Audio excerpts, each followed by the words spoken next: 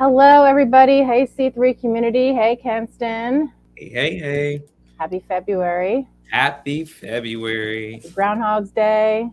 Dylan Sports Day. Now there's like 4 different national holidays every day. We can always just go Listen, through all the list.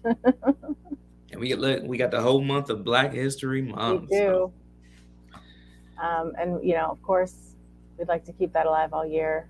And oh if yes. anybody here is interested in helping us to run these DEI events every month, we'd really love to do that. So I'm Karen Huller. I'm the co-founder and co-manager of the C3 community, the Corporate Consciousness Co-op, along with Lawrence Henderson, Kenston's dear brother. And he's thankfully and graciously standing in for Lawrence today to be my partner in bringing you conversations about creating belonging, which is actually this year we had a four-way tie for the topic. And just because we saw better advantages to covering those topics in different months, we decided that creating belonging, especially to jump off our first event of the year, which was a strategic planning for the C3 community. And what Lawrence and I have both affirmed is that we want the C3 community to be better at creating belonging among our members and engagement and co-creation and everything that we have started this organization and grown it to do. And Kenston's, I am also the owner of Epic Careering. I'm a conscious career and leadership coach and an employment brand consultant. And Kenston's here joining me. He has some really great hands-on experience creating belonging in organizations that I'll let him tell you all about. Well, hello everyone. I'm so excited to be here and a fill in for my good brother Lawrence. And just a little bit about me. I'm Chief Empowerment Officer of Live with Life, which is training development solutions company. So we do all things speaking and training, and specialize in DEI, leadership development, and conflict resolution. And so I get stoked about it. I don't know if I'm crazy or not, but I just say I like to help teams play well together. I mean, it's just I think that's my niche. My thing is helping teams play well together, and if we can do that, then the world's a better place. And so, You can get a uh, lot done that way, right? huh? You can get a lot more done. Yes, you get so much done. And author, couple books, Parents Like a Boss, and then Winning Conversations: How to Communicate Successfully and Courageously About Race, whether it's in the workplace or whether in a community. So that's my spiel. Excellent. Excellent. So, Kenston, there are when I think of creating belonging, I think of experiences that I've had where I have felt a sense of belonging and also where I have not felt a sense of belonging.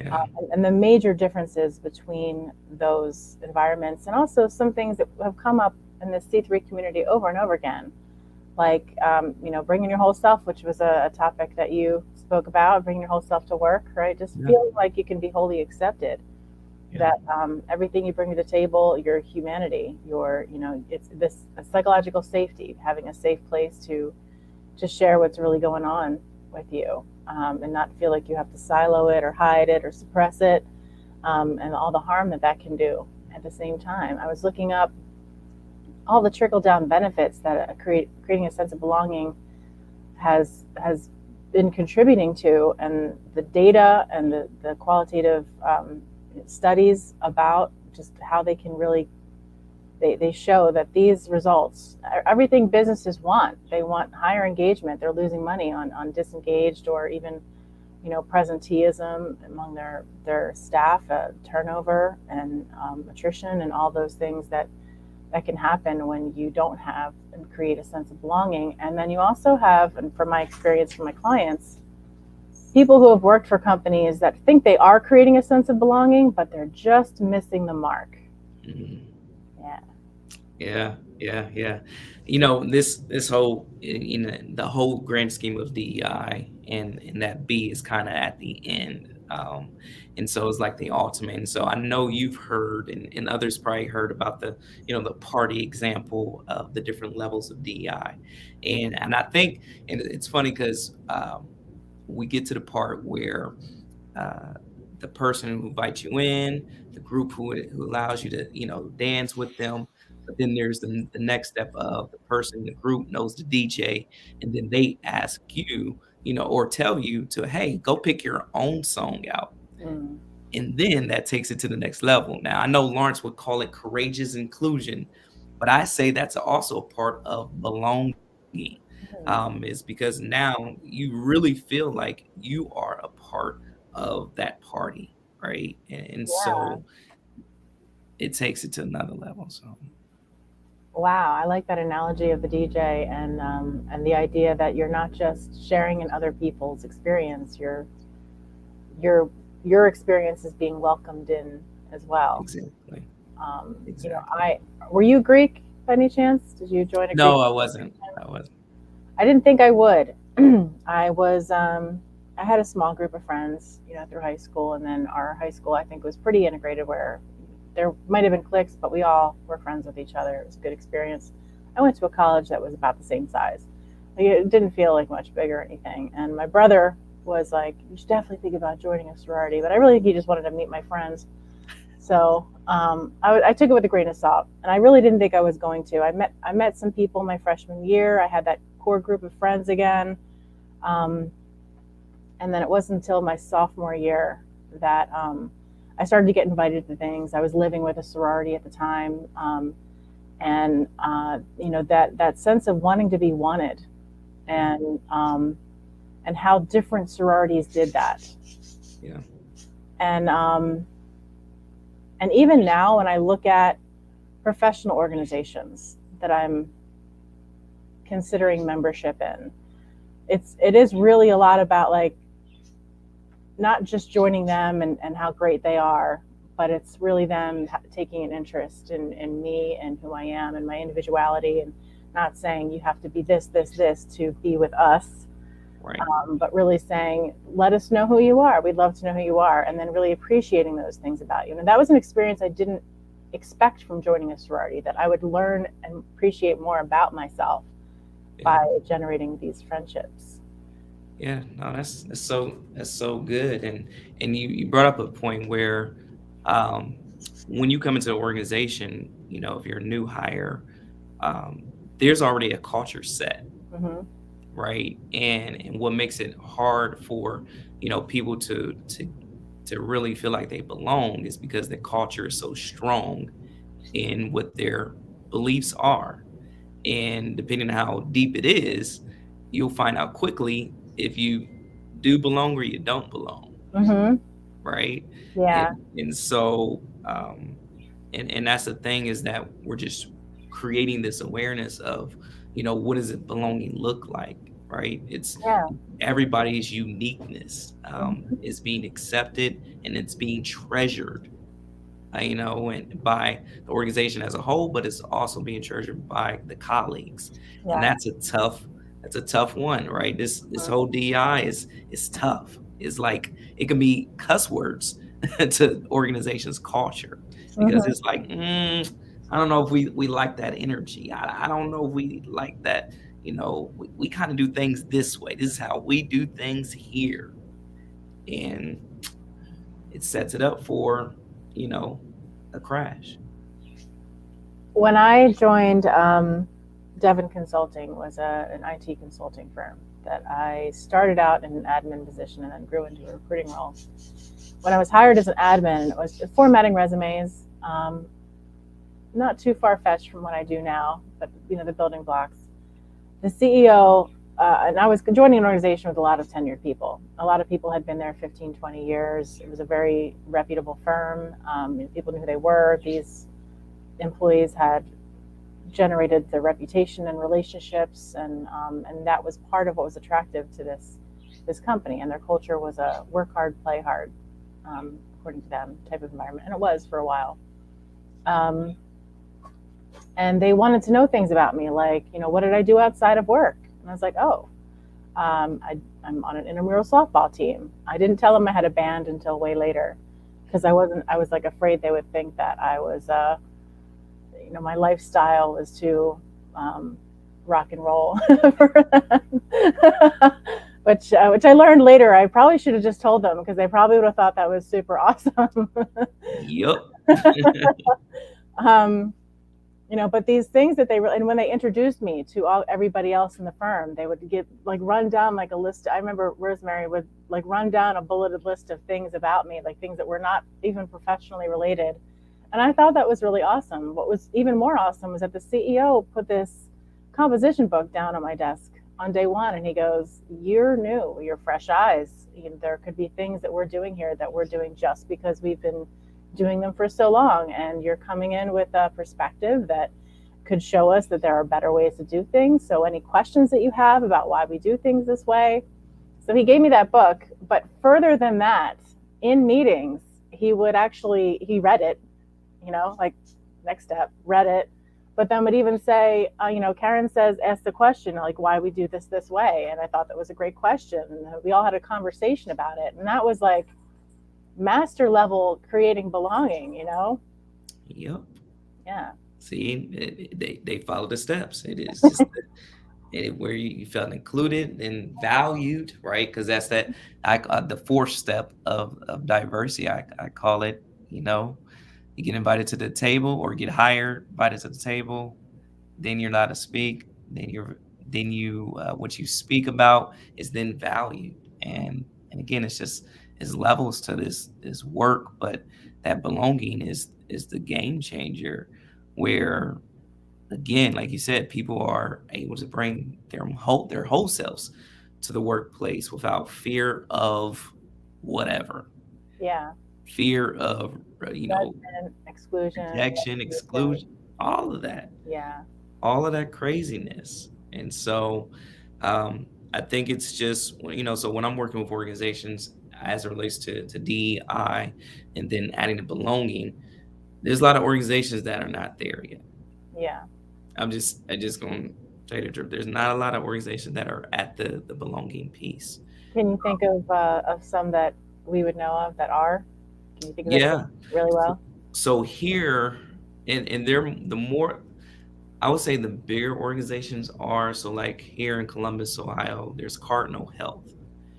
Cardinal Health is global, but they have a juggernaut of a DEI organization. Like it's got its own, it's like an own organization. Cool. But they really do a lot of great work where I know their chief diversity officer, and just every day, every month, they've got something going on, and it shows because they're from their CEO and down is vested, and they got at least probably 10 to 15 ERGs across the organization and strategic plans. They take trips to different places like together. It's like it's next level, right? It's goals for organizations, but like my clientele are small to mid-sized business, those who do not necessarily have a DEI support team, but I have a bunch of resources and tools that I lend to them in an online course to help them build that, because they want to be a part of or want to have DEI baked into their culture. Mm-hmm. They're just a 1 or 2 person show, so to speak. So yeah. Well, even if it's one person in a small and medium-sized business, it's certainly a great start. If we get more of those businesses baking the belonging into their culture, then obviously that'll increase the number of companies our C3 community would find attractive as employers as well. Right. Because it is unfortunately way too rare that a company is really doing that right and allocating the right resources and having all the senior level stakeholders vested in the initiative. Yeah. You mentioned steps. How many steps are there? Well, I mean, steps to getting to belonging. Yeah. So, man, I mean, so if we're just looking at the four steps, basically how I get an illustration of once you get into the hiring process, the door, right? Mm-hmm. You're here, you're sitting in your seat, but you're not able to attend meetings yet, right? But then that's the second level, is now you're able to attend meetings, but you're not really allowed to say anything. You just kind of just sitting there, and you may want to say something, but culture doesn't say that you're allowed to say anything because you're new. Mhm. And in fact, I was working with a client where the culture said, if you're new, you are not able to say anything during Wow. meetings. And I'm like, it's the 21st century. We, like, what?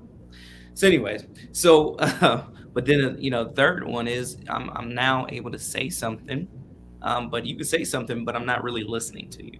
Mm. And I'm not listening to you, but that sounds all right. Sounds all right. But anyways, back to the meeting. But then that fourth level is again being taken seriously, what you have to say and what you have to contribute, because after all, you were hired to do a specific role Mhm. and you have the expertise to make it happen, then you should be able to have some skin in the game. Yeah. But culture says, you have to work there X amount of years before you can have a say so or input. And that just It's really takes us antithetical, backwards. isn't it? Yeah, Yeah. it takes us backwards because you called me in to be strategic in what I do, but not Based on what knowledge, right? right. Yeah. Right. So, but again, when that belonging happens, is like you said, it's just it a company that has belonging is taking intentional steps, Yeah. like to seek people out, but also to seek out, what are their once they're inside the company, they're getting to know them in every type of way, and it Mhm. doesn't have a hindrance on the business. Mhm. So, um, yeah, I mean, you said a lot of stats already, so it's like belonging makes a lot of sense, but Mhm. it's the pathway to getting there, the roadblocks, um, if you will, and that comes back to when we talk about even the initial steps of psychological safety, Mhm. or when we talk about biases, unconscious biases. You actually have to have people look at themselves, in order to really, um, you know, start to accept this thing called belonging. Is that what you say would be the hardest part? Yeah, Yeah. I mean, because we're human beings. Everything's been ingrained in us from a long time ago, Mhm. and even up into our adult years, we've learned new, or obtained new biases, Mhm. by the groups we're involved in, social clubs, Yeah. um, extracurricular activities outside of work, but they're Mhm. still continuously being formed. And so when anything goes against what you're used to doing, that's discomfort. Yeah. Or So as they say, lean into the discomfort. And that is a requirement, I think, of leadership nowadays. If you're yes. really setting your culture so that new people don't come in and disturb your Mhm. culture, you are very ingrained and very not flexible. And I don't even see how this is just one of these things I don't understand completely. But the pace of change is not going to slow down. It's only going to get greater. Um, I am getting older myself, and I am starting to understand the inclination to just not want things to be that hard anymore. you know, to be like, I earned my stripes. I know what I'm talking about. Uh-huh. And the the thing that I have taught my millennial and Gen Z students, hopefully they're out there applying that now, but is that every generation has a perspective to share, Yeah. and that you yourself are going to grow better as a professional if you can give credit where it's due. And the most flexible person is often the most influential person. So any anybody coming to the table with 100% certainty that their way of thinking about it, doing it is correct, is even if they are correct, they're certainly not going to um, be able to convince everybody else of that because they're invalidating their other opinions and experiences at the same time. Hmm. Hmm. I mean, that just, yeah. So would you say as you're getting older, are you staying flexible? Are you staying open to new ideas? I want to say yes, but I also make it a practice. I make it, but I'm also aware that I have blind spots like everybody else. Yeah. So I get coached just as I coach and make sure that those blind spots are not inhibiting me and enabling me to be a leader that can lead all kinds of people Yeah. as well. And self awareness is something that comes up in every single one of these as well. It takes something to be self aware, because when you're self aware, you have to confront all the ways you lacked awareness in the past and all the impacts that has had on the people around you, and that is, talk about uncomfortable. Like, that can be downright painful, just to like really think about how you might have limited someone else's potential, or Mm. planted limiting beliefs about themselves, and you know, like, um, that's a hard confrontation to have with yourself.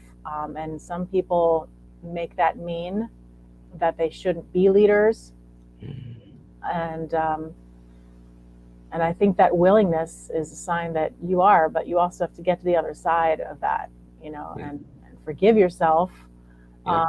and be vulnerable and share that lesson that you learned with other people, so that they're inspired to take a deeper look at themselves as well.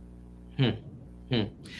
Yeah. You see, you said some things as relates to that it relates to belonging, that it takes people surrounding yourself with people that can give you some feedback, Hmm. right? We're both coaches and speakers and trainers, and that we need the right people around us to say, hey, you missed the mark.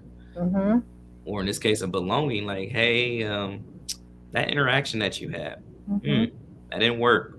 That Hmm. was work. How how can it be better, right? Yeah. How can we make sure that we are creating and cultivating that culture of belonging in our workplaces? And so, And normalize that feedback and as well. normalize it.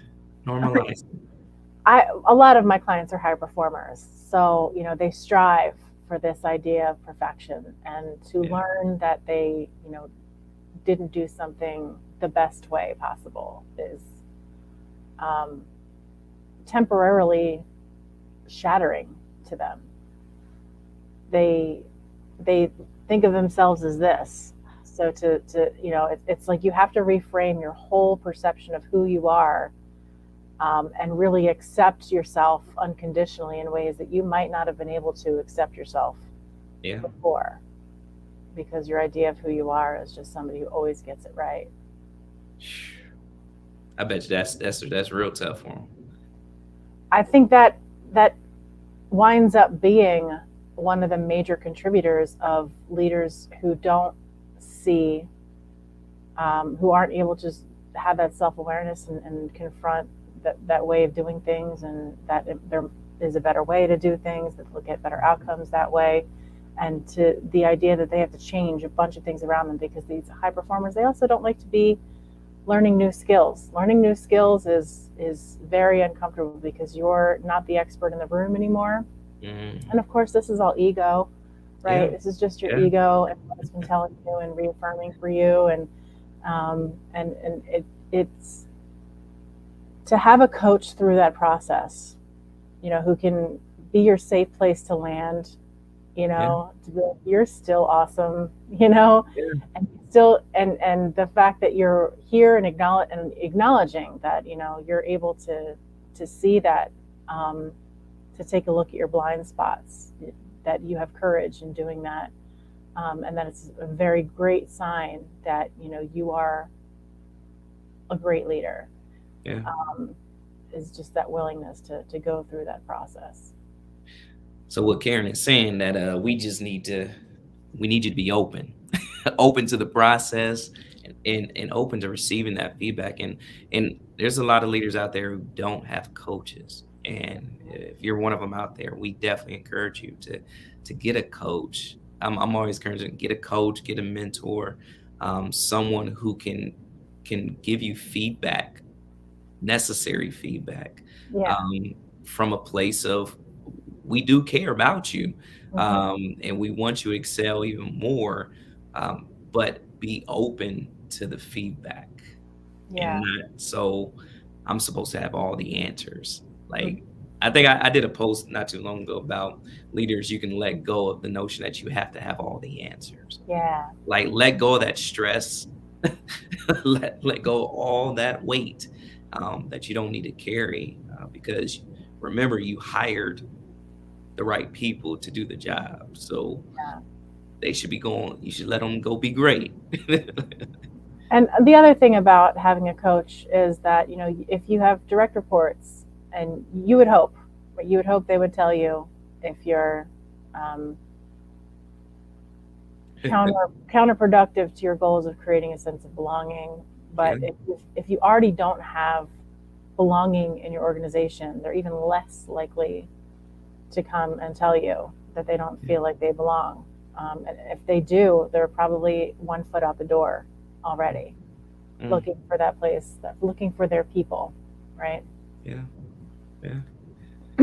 That's a good thing that they can take to, ask that question today, the next staff meeting.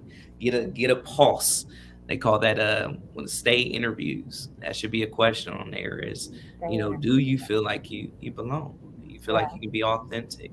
What are you or what's one thing that you feel like you have had to suppress? Mm. And then, how are you feeling like you belong? What makes you feel like you belong? Yeah. Yeah. So Those are good questions. Is just that take more. ongoing, or is that something you come in and do at the beginning? Obviously, Yeah, so I mean, the the beginning way you is like, talk about it is a process that companies and leaders execute themselves. yeah, But as a consultant, I'm assuming you also help guide them in that. So is that exactly. do you measure that over time as well? Yes, yep, yep. So, there's an initial assessment, and Hmm. then, throughout when we're doing work together, whatever it's training workshops, um, and then if there's just one-on-one coaching, that's all a part of the process. But it's really, again, just getting them good at communicating, like sharing space together, because that's the only way we know and identify each other's uniqueness. Now I know some people would just prefer that people would just come into work and then go home. Yeah. And there's no conversations, there's no interactions, there's no human connection. Some people do want that. They Um, do. it's like void of culture, Yeah, no obligations. You know, yeah. it's. I wonder if they experienced both, if they would prefer that. We're saying that pretty much very few organizations do belonging well, right? Yeah. And sometimes even when a company says they're committed to creating a sense of belonging, they miss the mark and don't do it well, and it probably comes off as a concept as being something that's just BS, Hmm. an enigma, something that's hard to attain, and too idealistic. Yeah. So, but I do wonder about those folks that just they just want to go do their work, put their head down, Hmm. not be acknowledged, just get the paycheck and move on, Hmm. um, retire, then live their life. Right? We don't know if we're ever going to reach that stage. No, we don't know, right? So for me, especially, I think more people who felt like that might have had a reassessment after 2020 Hmm. and realized, like, hey, who knows what's going to happen tomorrow? Why am I waiting for this someday to enjoy my everyday? Yeah. Yeah. Um, but I respect that some people don't necessarily want more from their job, if they're getting those parts of themselves satisfied outside of their work. Right. It seems to me like a large investment of time and energy to not get something back from yourself Yeah. in that time. And that's Agree. the data, right? Those Agree. people how engaged are they? Really? Mhm. They're not probably that engaged. Yeah. Which means that can lead them down the path of, you know, um, not doing their best Hmm. or quietly quitting, right? The new term. Hmm. So, yep, yep, yep. So, what do you think about affinity groups? Do they Hmm. contribute to or detract from belonging? Hmm. I think it helps, but I think we have to be careful with because I know there's all different types of groups, Hmm. and it ends up separating people. And so it's like, okay, we got a African American group, Hmm. Asian American group, Hmm. Hispanic, but do they all feel like they belong? Are they coming together? Like, are they doing life together or they're doing life separate? Yeah. And then Is we're there a way to prevent that? I mean, starting all the way over. I mean, it really depends on how much work has been put into it. Like, Hmm. I think it can be this and that, but Hmm. again, that's time away from operations. Yeah. And so, you know, it's a lot of work. And again, if you don't have the manpower or woman power to do it, then I don't know. I don't know either. I know that women's groups, women's organizations, and outside of being in a sorority, which was also a rich tradition of women. Like sorority was reaching 100 years old. You know, some of um, the oldest members of the alumni association. It was the only, and still is the only, a sorority that was at my school that had an active alumni association. So that wasn't just like an end of your journey with these sisters after you left, but there were women who were at a retirement home a few blocks from the college together, members of the class of 1950 something, right? Mm, And campus sisters would go and pick them up so they could come to the alumni brunch. And that was like the tradition, the history, the fact that it was something that transcended this experience makes me also think of other corporate alumni groups. Of course, some companies automatically become a pedigree once you work there. You become more attractive to other companies. But then there's this camaraderie you can feel with people that you didn't actually even go to work with. hmm. They just shared your experience of working there. Um, what is your thought on alumni groups for creating a sense of belonging? I mean, that's a new one for me. I haven't heard the alumni groups, Mm-hmm. but I can see some I can see some perks with that. But I think it'd just be hard to navigate that exactly as far as like or I mean, I guess you just have to put a really good purpose around it, Yeah. make it stick. So, So one thing that I thought about, because some of these companies, it's like, well, if you worked here, then you must have reached certain standards, right? mm, Some of those standards, but are yeah. that brings to the question like standards. How inclusive are standards? You know, we are reassessing all sorts of standards since I was doing my recruiting days. When I was recruiting, some of these standards were very common and just accepted as Yeah. standards. You know, having a degree, even if the job itself doesn't relate Mm, anything to the degree that you earned, right? yep. Um, but then, you know, there was like certain organizations, even when I was teaching at Drexel, you know, certain GPA level, right? Yep. If you if you went to, I was just talking to my brother about his daughter and going for, they live in Georgia and she's a junior now, trying to decide where she's going as a senior, and she has a top pick in the state, but because of um, the school district that they live in and the kind of quotas that they have around how many students they can take from each school, like she'd do better off apparently if she was in a school district next door. Her chances are very low where she is right now, and I just think to myself, generally, like, how often are these things assessed? We should standards generally, like, I think they're good, right? But how do we test standards against biases and make sure that we're not excluding people that that are especially marginalized? Yeah. And then sustaining that cycle of systemic suppression. Yeah.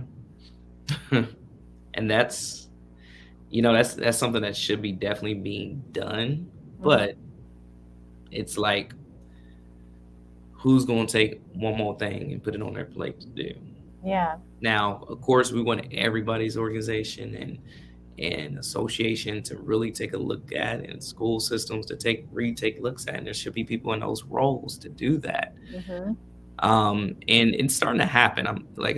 I've in our school district, Columbus School District, they just assigned or just hired an equity officer. Mm-hmm. So that equity officer is to go through and be able to assess schools and their processes and procedures and everything in between, which is an amazing thing. Yeah. That's, just starting happening, right? But if everybody had that type of, role in place, then we would be able to see that some things need to be changed or need to be updated. Yeah, absolutely. And it's interesting how things changed after 2020 because the students who weren't able to go to school, couldn't bring themselves up to par with other students who were able to do school virtually through technology, or the inequities really became that much more obvious and exacerbated by those conditions. And schools dropped SAT requirements and, just said, whatever you're like, we'll take your grades up to X point, which sucked for the kids. So I guess we're like, I'll get it next year, and then next year didn't happen for them. That's a hard job to really assess everything and make sure. I'm fascinated by that. I would love to have that person in C3 and on an event like talking about how you assess those systems to make sure that they're equitable. Yeah. Yeah. Like I have in my online course, I have an assessment, right? And in an assessment, it's like it has like 3 levels: comfort, curious, and game changer. So game changer, of course, is you're doing things well, and it's a series of questions of about your different systems that you have, and how are you making sure that you're staying equitable. And again, it's tools, and I think people more or less they need tools in their hands to be able to do it. And sorry, I just thought about our friend Google. I don't know if you've seen they're in a lawsuit right now with dealing with racial discrimination. I did not. So racial discrimination is happening, but so Google did well at diversity, just like a lot of organizations start off doing really well at diversity, but then they lost sight of the equity aspect of it. So you have some people getting promoted, others not, right? Yeah. And so because they took their eye off of it, here we are with this lawsuit that's happening. Wow. And so, they're going to shell out some money, but it's like, what will you do differently as a result of this? And I always try to tell clients, it's like, okay, this is what the EEOC got. These are their numbers. Are you going to be a part of the $1 billion spending organization on discrimination? And so let's put these practices in place so you don't have to participate in the lawsuits. So. Hopefully companies get in it for better reasons than just to avoid loss and penalties, but sometimes companies have to see exactly what the losses are, especially if they're outside the P&L, right? I mean, there are some things that they're not really measuring that go into the profit and loss that are correlated, but unless you see that and it's brought to your attention and you can say, oh, see this turnover we've had? Actually, that at this level especially, Right. That's really because people see that that's the ceiling for their growth here, Yeah.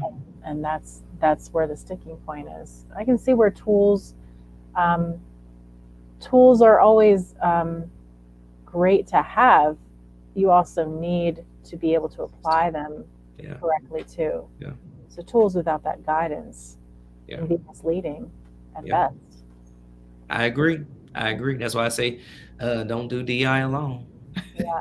You're Yeah. doing it alone, you're doing it wrong. Right. You're doing you're doing it wrong. Yeah. Like you said, you started to hint towards the, systems, and that's really where, I dive in, because anybody who has an HRIS system, you got a lot of data there to Yeah. be able to see where any inequities are happening. Mhm. If you have a mentorship, group, or program, you're able to see who's Mhm. being invited to mentorship and who's not. Um, Yeah. so it doesn't have to be anything all spooky and big. It's just we can find some things to measure, so that way and you can see it for yourself.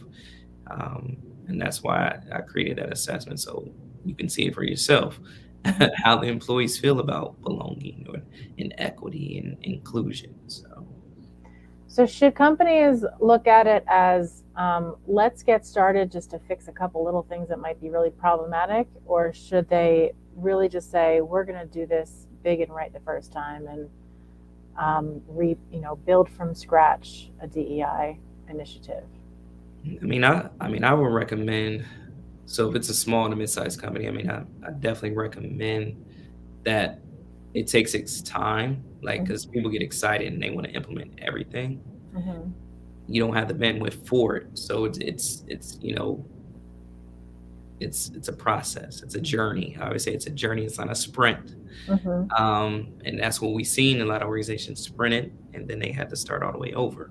Yeah. They sprinted too fast, or they just axed the whole program in itself in DI. Yeah. And I saw that happening. yeah. And so my thing is now is, how do you pair DI with culture? Yeah. Because that's, sadly to say, that's what a lot of leaders want to know is, if it's not affecting my bottom line, why do I need to care about DEI and belonging?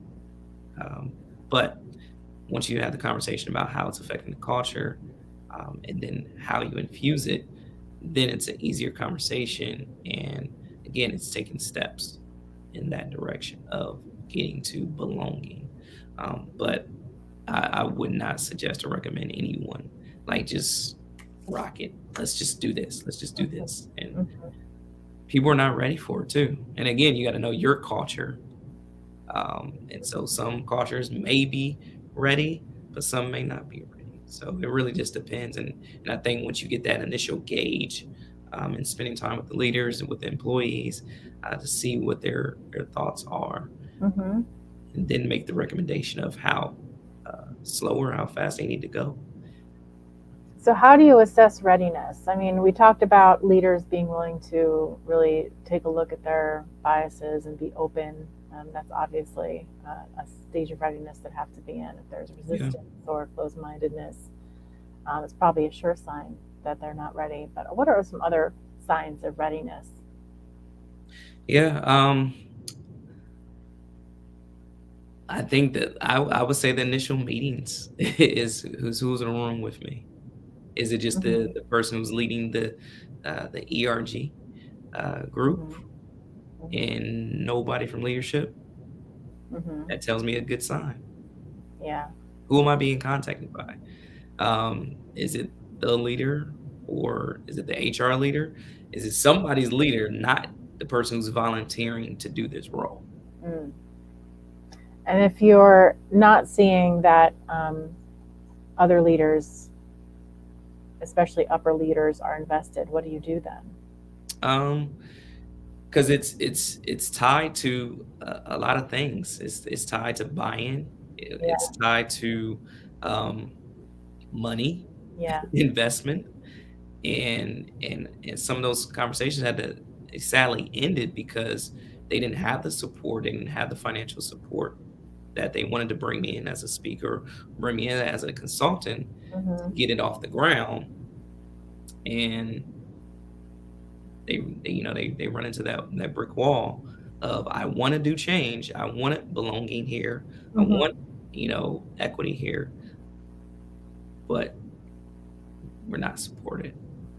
Any tips on the people who are trying Yeah. to these initiatives and how they can maybe influence better investment and stakeholdership in DEI initiatives?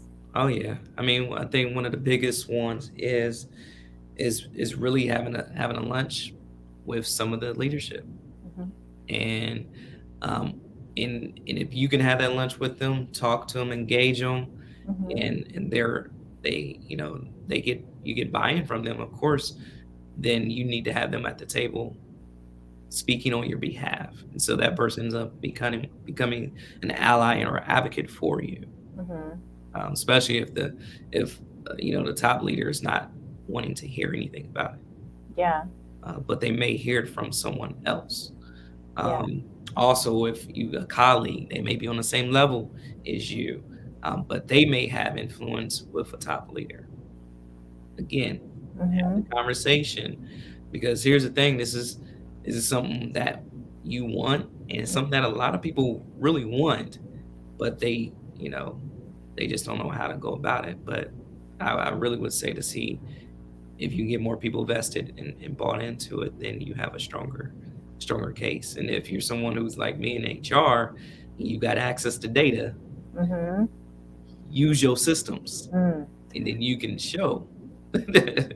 So how does that conversation go? Like you invite them to lunch, they come out to lunch. You brought your data with you, and then what? Yeah, it's just say, hey, and hopefully you probably said something to them like, hey, I just want to set up a meeting real quick and talk to you about, you know, this initiative, this DEI initiative. Mhm. And I really think our company really benefit from it. And so hopefully that happened before time, but if it didn't, then it's kind of the same spiel. Um, but see if there's any points of connection before Okay. you get there, Mhm. right? Points of connection, meaning things they're interested in, Mhm.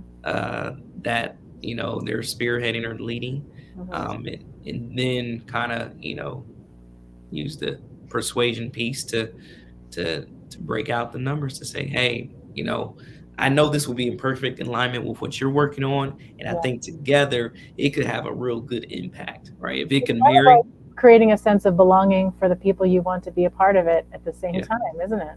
it is, Yeah. it is, and they don't know it, but they're experiencing it, Mhm. and then they're like, oh, It probably avoids an us versus them yeah. scenario, right? Because that seems inevitable at some point. If your workforce wants this and your leadership isn't acknowledging it or um, putting their money where their mouth is, they Yeah. did verbally support it, then that us versus them, that's very inhibitive, isn't it? Yeah.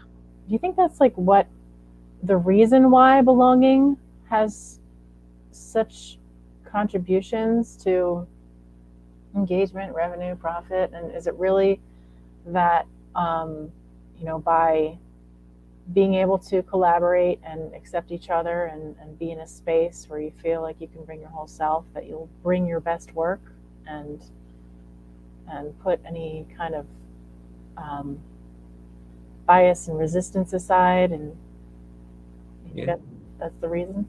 Yeah. Yeah. I mean, it makes sense. It Mm-hmm. makes sense. If you're telling me that I can play my music, The Eye of the Tiger, Mm-hmm. while I'm working, Mm-hmm. oh, I'm gonna get it done. Like I wanna work like, and that's what I do here working from home Mm-hmm. is I'll I turn. just have this visual of you rocking time. Listen, I will do. Listen, on break. It's affectionate. I need to pick me up. I love the picture in my head. I actually like. I have this immense sense of appreciation for who you are with this image of you rocking to "Eye of the Tiger" in my head. Listen, I mean, but if that's all it takes, Yeah. for me to operate at my best, Hmm. why wouldn't we be open to it? Yeah, that's true. Like, we're not talking about somebody coming in and saying they want to be their authentic self and they're you know, throwing trash everywhere, just something just outrageous. It's not talking about that. Like, You don't have to accept all kinds of bad behavior just because you're creating a sense of belonging. and that's what people go to the extreme, Mhm. and that takes them out of wanting to even do it. Yeah. Because they take it to the extreme. I don't know if I want people to go all, bring their authentic selves. You know what that means, right? In a working context. Yeah. So, not drinking on the job. Right. That's- There is this. We watched. My husband and I watched the show Ghosts. I think it's on ABC, and there was an episode where they run a bed and breakfast, and the wife can see and hear the ghosts that are in their bed and breakfast.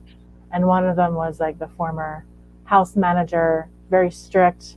Obviously did some very not nice stuff to her servants and things like that. But she's giving the B&B owner some advice because they're treating their employee who went through a hard breakup, as somebody who went through a hard breakup, like a yeah, friend who went through a hard breakup. And she's like, you can't do that. You can't cross that line. You're asking for trouble. And then so she went further, like way past the line of, just providing support and giving advice. And it blew up and she got to see I was right. But that brings up the point, like there is definitely a balance, just like everything else that has to be yeah, stricken. You're not saying, we accept you no matter what harm you do right. to our employees or our clients or our culture or our rules, you know. But I think that, going back to my sorority experience, the thing that really convinced me, because I lived with one sorority, but I joined another, was the fact that I made a mistake. I made a mistake. And when I made that mistake, they sat me down, and they weren't, and I was intimidated as a hell. I was like, what is going on? They're sitting me down. But they it, they were just like, we don't do that to each other here. Like um, we really like you. You spent a lot of time with us, but what you did was harmful to one of our other sisters, and she really upset her. And the fact that they would do that, just sit me down, at first I was like, it's like 20-1 here. But they were all there really just to tell me that, like in spite of the mistake that I made, they still wanted me to be a part of their sorority. They just wanted me to know that that's not something we tolerate here. Like we don't do that to each other. And I was like, I'm in. Yeah, Like that's awesome. Okay, yeah, and I'll never do that again. you know. Um, that's good. yeah, that That's, convinced me because I was like, I can be accepted here, but they're not going to. They're not all about the drama. You can see my cat doing something here. Not really sure what, but great conversation, Kenton. Again, every time we end these things, I'm like, man, we just scratched the surface. So much more we could talk about. But it's February. We have the rest of the year. I appreciate you spending this time with me and filling in for Lawrence and sharing your experience. Just if you want to take another moment to tell people how to reach you and what kind of things they might be experiencing, that would be a sign that you're the person they want to reach out to. awesome. Thank you for having me. I had a good time. And so we'll have to do this again one day. Yeah. Yeah. But you can find me on LinkedIn. I think it's Kinston LWL or Live with Life, and that's LYFE. Y is for purpose, so that's what that stands for. Is for purpose. So I help people, groups, organizations really find their purpose and truly walk in it. And that's where again I do a lot of the DEI work and the culture work. So just want to build healthy cultures. Like I've been a part of too many toxic ones, and so yeah, those days are over, and so you don't have to stay there. You don't have to stay there, but Yeah. IG. LinkedIn, TikTok, Live with Life, all those good things. But love to connect with you on LinkedIn, and that's that. All right, let's get in touch with Kenston if you want to create a sense of purpose and bring your culture, rally your culture around it, create a sense of belonging, and take a look at your systems to make sure that they're equitable and setting your company up for all the benefits that come along with DEI in your organization, DEIB in your organization. Yep, yep. Yes. All right, everybody enjoy your February. If you're interested in stepping up to the plate, grab the mic is our motto for February. Grab the mic. We are handing it out to you. We want you to be able to share your experience with other people. That's what the C3 organization is about. It's co-creating. We co-create by educating each other, by sharing our wisdom, by sharing our experiences, enlightening people with some of the tools and methodologies that we bring into organizations that make a difference in moving the needle in consciousness and corporate landscapes. So join C3 if you're one of those leaders out there who doesn't want to do it alone, because that's what everybody in this community is all about. And look forward to the people who are in this community grabbing the mic, engaging. Let us know how you feel. Let us know what we can do to create a sense of belonging in the C3 community. We're interested in your experiences and your perspectives. Please come share them with us, and have a great February, everybody. See ya.